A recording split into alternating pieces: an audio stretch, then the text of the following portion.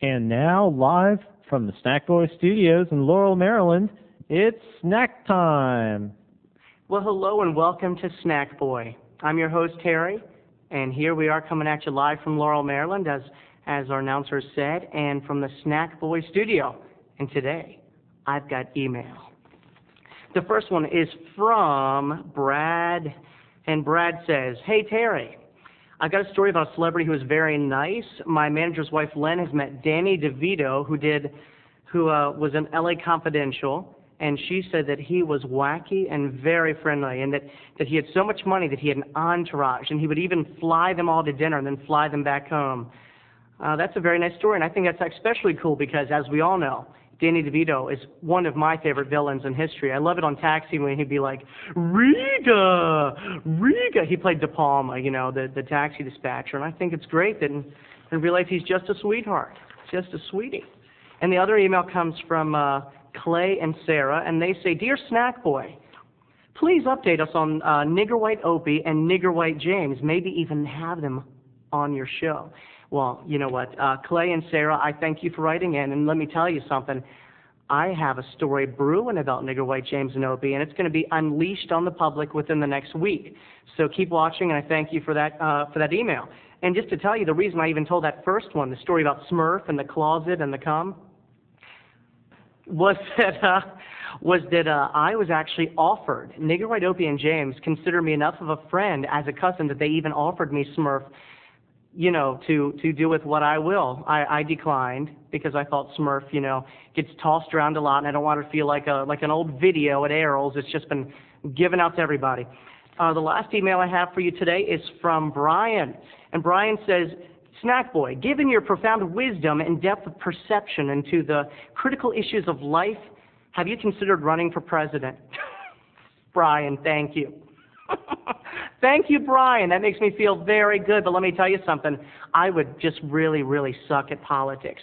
For one thing, I'm not sure, but I checked into this. And if you're the president of the United States, you're not really expected to nap in the middle of the day. And I wouldn't be able to come at you from Snackboy. And also, I don't think I could run the country from the Snackboy studio in Laurel very effectively. But I really appreciate your comments. And everyone, please send more email to Snackboy. Today's story, I got to do it quick because I think I've been really, really rambling, even more than usual. Today's story is about Memorial Day. That's right, it is summertime, and this is a little late, but I'm going to tell you about the worst Memorial Day of my life, and that was about 3 Memorial Days ago when I was invited by my friends Carrie, her friend Carrie, and another Sherry. This is the truth. This is the truth. Carrie, Sherry, and Terry went to the beach on Memorial Day weekend, and it was horrible. It was horrible. For one thing, they were all so vain that we were there for 2 days, and we rented a hotel. We went for 2 days, and this is how vain they were. I woke up one morning, and they were still, and I, of course, being snack boy, and then being girls, I had to sleep on the floor in a sleeping bag. I woke up, and they had shoes all over the hotel room.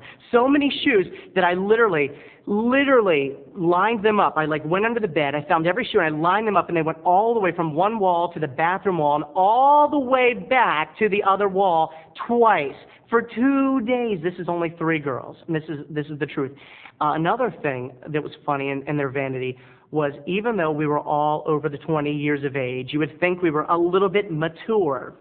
These girls had a lifeguard that they met at the beach, and they were so hot for him. I don't remember his name, but we're just going to call him Ken Doll, or Ken for the show right now. He was coming to the hotel room, and they were all like, "Oh my God, oh my God, oh my God, oh my God, oh my God. He's going to be here in 45 minutes. Oh my God, where is your curling iron?" They were all making their hair as just big and permed as they could. And they put on their sluttiest hoochie mama outfits, and they're like, "Oh my God, he's totally here." The guy stayed for about 3 minutes and could give a shit about any of them. And then because of that, they were all in a bad mood. And you say, "Terry, why'd you have such a bad weekend?" It got worse.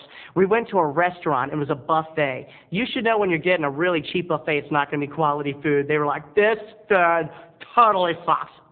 Oh my God, oh my God, oh my God, oh my God, I can't eat it, oh my God." So the worst part is, the waiter came around, this poor guy, they're like, "Do you realize we want our money back?" They'd eaten for an hour, and they wanted their money back. And I was like, "Guys, we've eaten for an hour. We really can't get refunds." And they're like, "Terry, I am getting my money back." Okay, what else can I say? Oh, here's the worst part. Have you ever had a diary or a journal they looked into my journal. I was writing what a bitch, you know. I was like, this happens to be one of the worst weekends of my life. You know, I was like, dear journal, it was like Blossom. I was like, I had to pour my thoughts and feelings onto paper because they were just driving me crazy. The blender story. At 4 in the morning, I finally fell asleep one night, and I was just, you know, just going into that dreamland, you know, where I was just so comfortable. And all of a sudden I hear, and it was a blender, and they had these like five fraternity guys over, and they were dancing on the beds to like Jimmy Buffett music, and I was on my sleeping bag. So after they went out to the pool, I took the door and I locked it, and then I took the whole hotel, cheesy motel bureau, and I slid it against the door, and then I took all our suitcases in the beds, and I slid them in front of that, and I swear to you, I would not let them in until the rest, and that was the best sleep I got. Let's see.